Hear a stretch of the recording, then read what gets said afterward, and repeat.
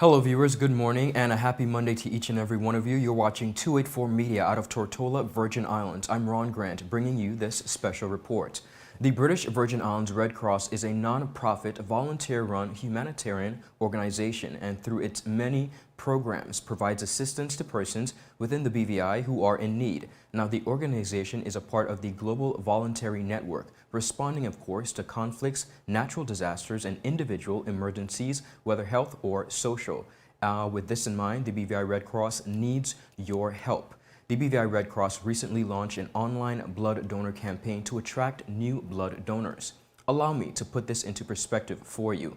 Over the past few weeks, of course, many of you have been flooded with text messages really requesting for blood donors across various points in our time. But ever since the beginning of the pandemic, there has been an overwhelming, increasingly high number of requests for blood donations. Now, the issue that the BVI Red Cross is facing is not the issue of persons wanting to donate blood, but more persons who have the rare blood type that is needed and not coming forward. There are 8 main blood types, as you know, and the rarest of those types are O negative, AB positive, and AB negative. The blood type O negative is usually in short supply because this type is universal. These are called universal donors, which means persons with this type of blood can donate blood to anyone, but can only receive from another O type.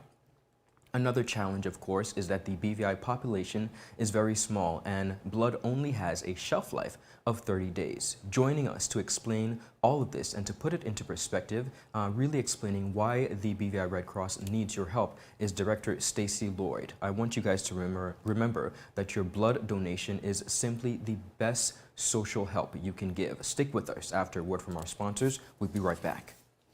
The wait is over. CCT Fire is here. Experience ultra-fast downloads, seamless streaming, and even more reliable connectivity on an all-new fire-blazing super-fast CCT Fiber network. CCT Fire. Bring it home and upgrade today. Viewers, welcome back and thank you so much for sticking with us. Director Lloyd, welcome, good day, and thank you for your time. Thank you, Ron, for having me.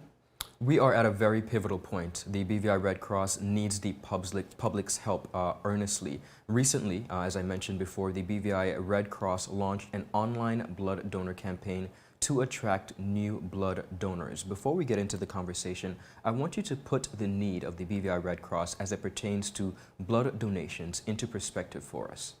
Well, like you mentioned earlier, Ron, there have been an overwhelming request for blood donations. I think just about every week you will get a WhatsApp text asking to donate blood for a specific individual. And normally when we get those requests, we will go into our blood donor list. And this is a list of donors who have signed up to be blood donors. Our list have not been updated in about 2 years, and that's because of the pandemic. And so that's one of the reasons why we're launching this appeal, is because we need to update our list. So we have persons who perhaps have moved, who've died, whose numbers have changed. And so when we go into our list and we call these individuals, we're unable to get them. That's one. And two, what we're finding is because of COVID being an illness, persons may require blood. And so you will get more requests for needing to have blood. And third, we at times do have individuals who are signed up to be blood donors, but when you call them, they're not willing or they're unable to meet that level of commitment. So we're urging persons to become blood donors.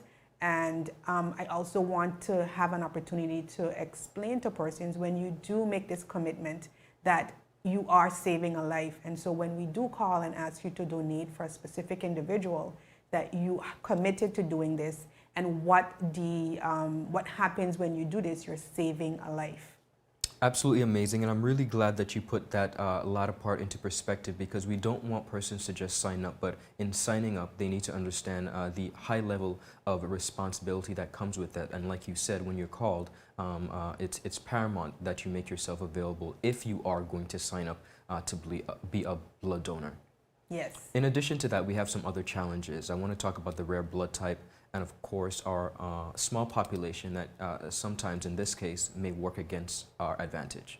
Yes, so we have the red blood types are O negative, AB, and AB positive and AB AB positive, negative. right. So that's a very, very rare blood type. And again, because we're such a small population, if you have an individual who needs this blood type, it's hard to get persons to donate, especially if they have not committed to be donors. So we have a very small percentage of persons with that blood type on our donor list.